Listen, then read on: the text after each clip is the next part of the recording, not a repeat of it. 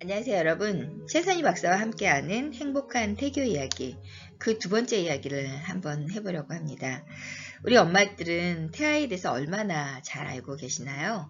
엄마가 아는 것만큼 우리 태아에게 좋은 것을 제공해 줄 수 있는데요.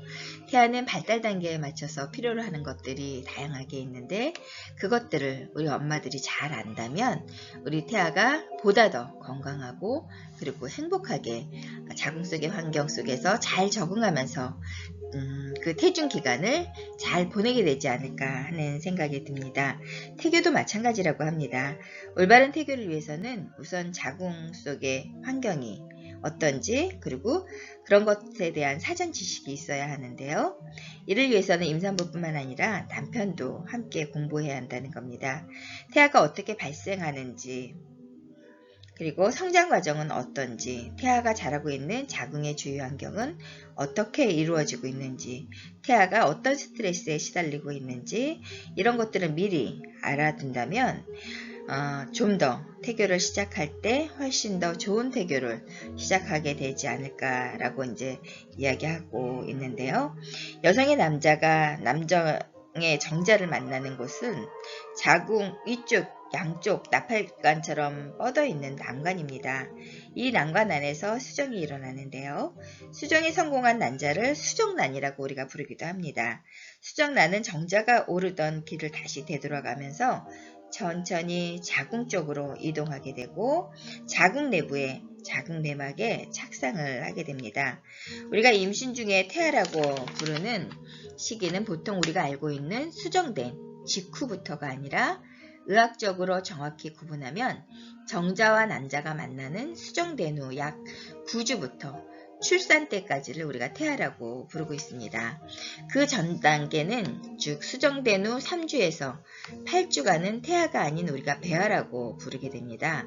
수정 후 8주가를 임신부의 마지막 생리일로부터 환산하면 배란 기간인 2주를 더하게 되기 때문에 임신 10주가 됩니다.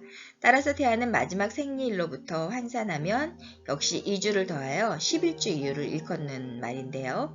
이것은 흔히 병원에서 계산하는 임산부의 임신 주수가 되고, 이것을 기준으로 각종 검사 날짜 및 분만 예정을 우리가 계산하게 됩니다.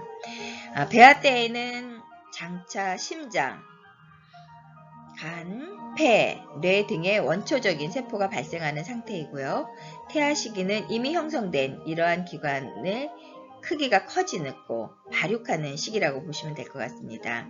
발육되면서 각 기관의 기능도 자연스럽게 발달하게 되고 자궁 밖으로 태어날 준비를 하게 되는 것입니다. 임산부가 이러한 태아의 시기적인 구분을 잘 알고 있다면 12주 이후에는 몇 알 복용하였던 감기약이나 며칠간 사용했던 항생제 등에 대한 두려움을 더 이상 갖지 않아도 된다는 겁니다. 그 이유는 대부분의 약들이 임신에 예민한 영향을 미치는 시기는 임신 12주 미만, 즉 태아가 아닌 배아기 때문인데요. 태아 시기에는 배아 시기에 생겨난 신체의 각 부위가 단순히 커지는 시기고, 즉 발육만 하는 시기라고 본다면, 이 시기에서 태아의 각 장기는 웬만한 외부의 약물이나 환경, 그리고 방사선 등에 대하여 영향을 받지 않는다고 보시면 될 것 같습니다. 물론 다량의 약물을 오랫동안 투여할 경우는 장기의 외형적인 기능적 변화가 발생할 수도 있지만, 이 경우도 임신 초기, 즉 배아 시기에 사용된 경우에 비교해 볼 때는 태아에게 미치는 영향은 미비하다고 보시면 될 것 같습니다. 이러한 사항을 임산부가 가족들이 모를 경우에는 태아에 대한 걱정 또는 공포심이 많아질 수밖에 없죠. 이 경우 결국 임신부는 심각한 스트레스를 작용하게 되고 그 영향은 직접 태아에게 미치게 되기 때문에 결과적으로 태교에도 이제 안 좋은 영향을 미친다고 보시면 될 것 같습니다. 임신 12주 전에 약물을 포함한 외부 환경이 노출에 주의해야 하고, 또한 자연 유산의 80%는 임신 12주 이내에 발생한다는 사실도 임신부들은 알아두면 좋을 것 같습니다.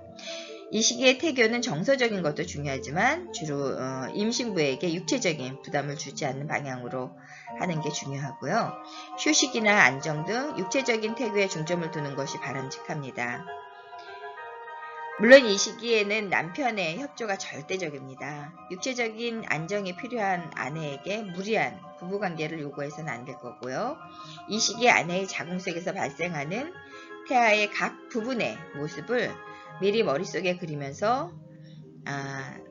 아내와 함께 실감나는 태교를 해보는 것이 중요한 태교의 첫걸음이 아닌가 하는 생각이 듭니다. 그래서 이제 임신을 하게 되면 그 전에 먹었던 약들에 대해서 많은 분들이 걱정을 하시죠. 그런데 그 걱정이 태아에게 안 좋은 영향력을 미치기 때문에 산부인과에 가서 의사 선생님들하고 상의하시고 의사 선생님이 괜찮다고 이야기해 주시면 여러분 편안한 마음으로 우리 아이는 건강하게 잘 출산할 거야 라는 믿음을 갖고 믿어주는 엄마가 됐을 때 우리 아가도 건강하고 행복하게 잘 자라게 되지 않을까 하는 생각이 듭니다. 오늘 두 번째 이야기는 태아를 우리가 잘 알자라고 내용을 정리해 봤는데요. 제가 하는 이 내용의 정리는 박문일 교수님이 써주신 태교책에서 저희가 이제 자료를 발췌한 것입니다.